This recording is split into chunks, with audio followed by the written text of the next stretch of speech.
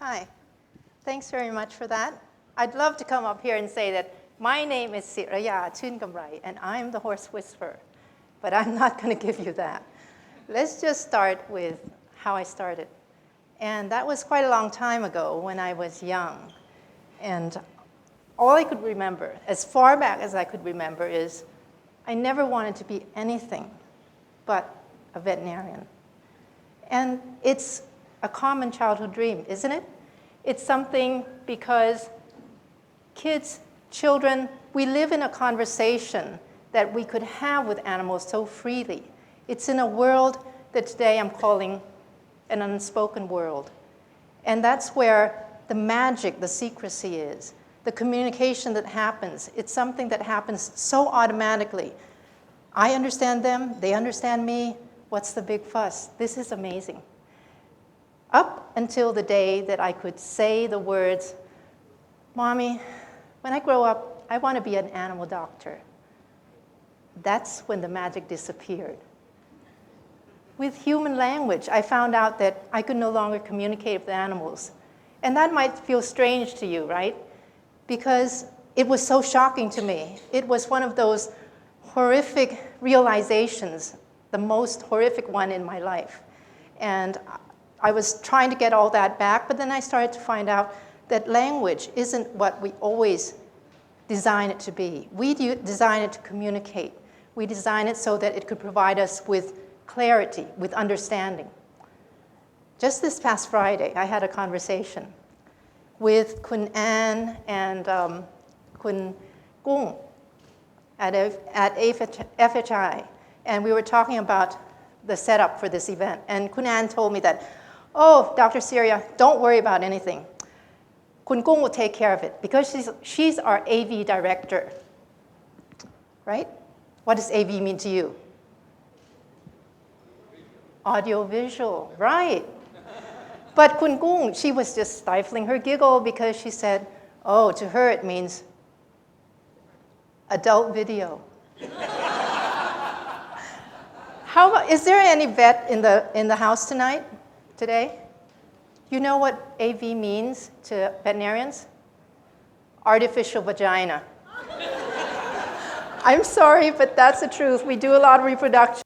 I'm going to let you take a look at another kind of conversation, a conversation that we can have without any words. And you might see that I'm moving my mouth. I'm not talking to the pony. This pony is a pony I just met that day. And we're having a conversation. I might be moving my mouth, but that's only for the camera. So we're just walking along, and the pony's sort of following me. And when I stop, it stops. So let's carry on this conversation a little bit longer. And it's just following me. And when I stop, it stops.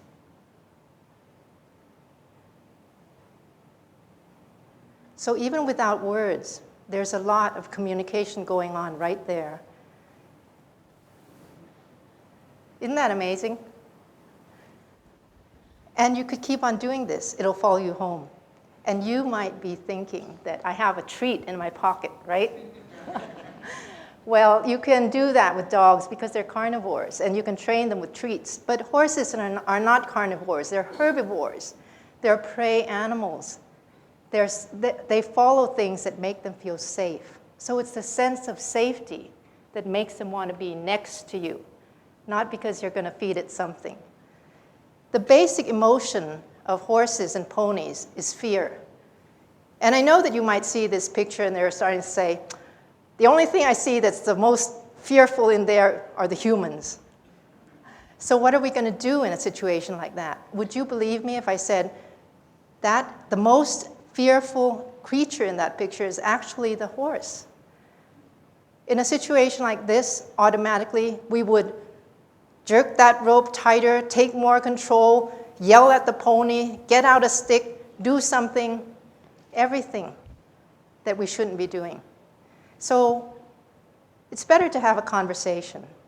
And then you could, with that pony, start to have it calm down because its basic emotion is fear. And what better way to calm down fear than just to tell it that, well, don't worry, whatever's going to stick in your mouth is not something to shoot your head off. It's just a dewormer. Everything's going to be fine. And you can work with this with no control. That's communication. And this is what we can learn in our daily contact with animals. Animals speak to us with body language. They read us like a book.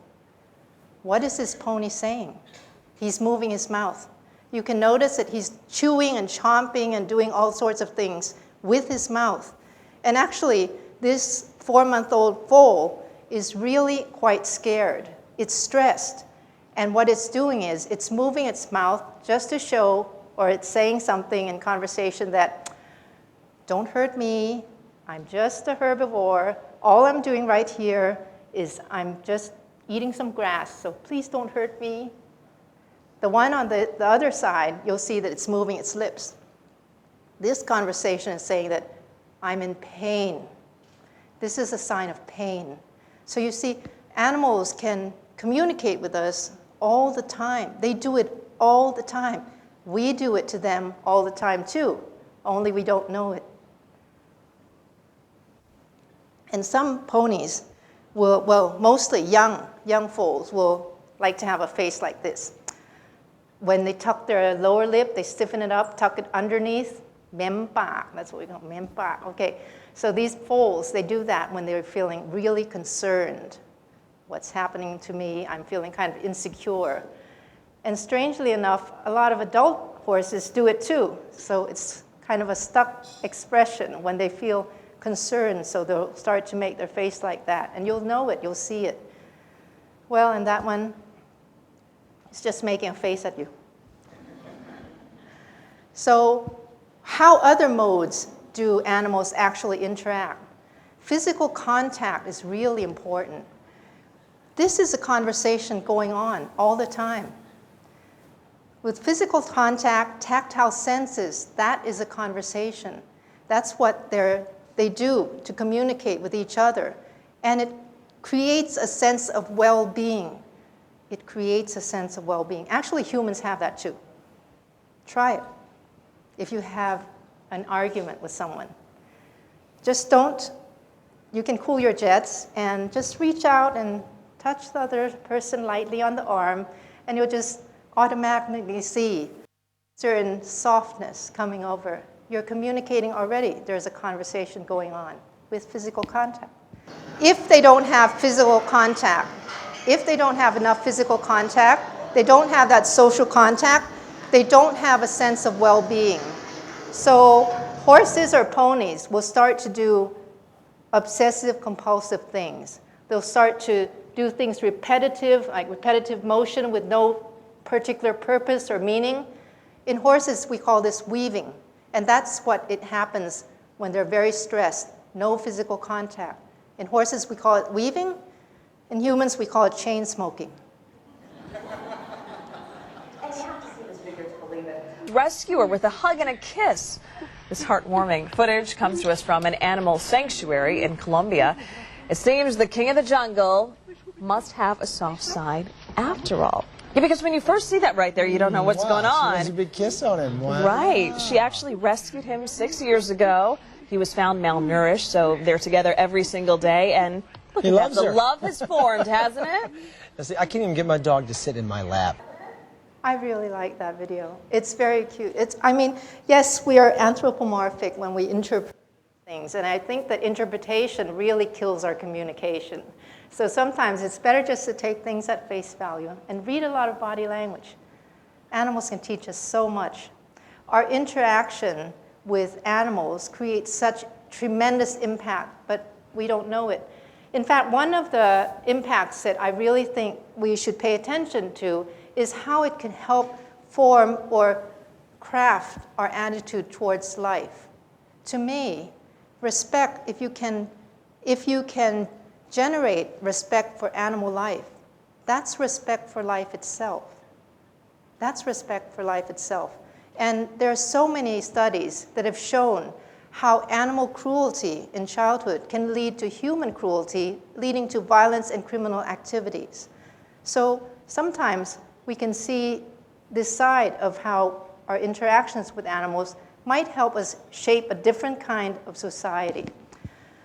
With a lot of programs that has human and animal interaction, like this one, is called Cheval Avenir. And the founder of the project is sitting here in our audience as well. She's from Cambodia. This is a project that is designed for handicapped or less privileged kids, kids on the streets, or orphan kids. And through going through programs like this, their interaction with animals, how they take care of something that needs care from them, can create a different kind of outlook in life. And of course, the ponies love it, so they get something out of it too. With regard to social development and how we can see this, we already know that there's a violence link between the way we treat animals and the way we treat humans. That's why it's been used in many programs for our benefit, like rehabilitation of prisoners, utilizing animal interaction. And that's how we could get prisoners to have less or decreased repeat offense or repeat conviction. So this is a program that's very valuable, and I think it's being done in many, many states in the US. When we take these things a step further and create more humane education for children, actually, it could be a start of how we can shape or transform our society into something that can be more gentle, more compassionate. Because, of course, teaching a child not to step on a caterpillar, it's probably just as valuable to the child itself as it is to the caterpillar. So animals actually are our educators without any words.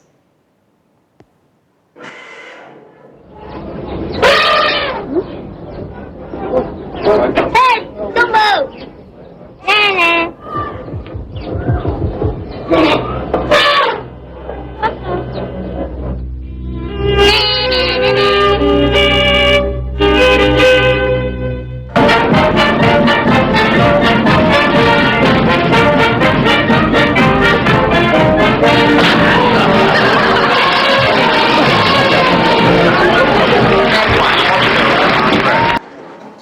So I think you can see, you get the picture, right?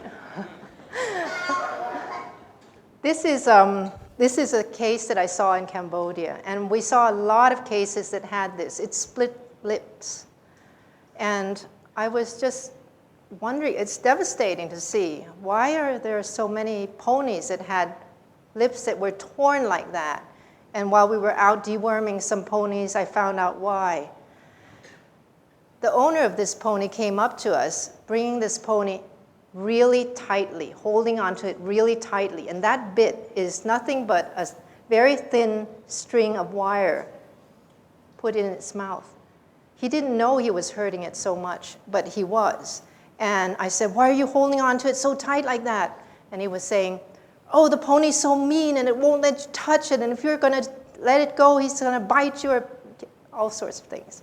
So I was really furious, but I started to talk to this guy, and I don't speak Khmer, so I talked to him in Thai, and I started to tell him about, well, do you know about the law of karma, and if you do that to the pony, what about your lip, and things like that. And my mouth, my voice, everything, it was just going monotone, just like what I'm right now. So the person that was holding on to the pony, he's my Cambodian vet who's working there. He was just holding onto the pony, and we were taking off the bit and taking off the halter and everything. And my voice was just going on and on with my sermon, and the pony just fell asleep in his arms. And needless to say, we had absolutely no struggle giving this pony dewormer or vaccinations. The owner looking and watching at all that, and he didn't understand a word I said. So he just saw all that happening. In the end, he simply put a rope around the pony's neck and started leading the pony home. Nothing in its mouth. So I think that in the whole interaction, it doesn't matter what you say or what you do. It's in how you are. It's not in the being. It's not in the doing. It's more in the being. And I thought that when I was young, I always thought that, oh, I want to be an animal doctor so I could heal animals and change the world too, of course. But now I know that it's not in the spoken world, but it's more in the unspoken that you can make a difference. Thank you very much.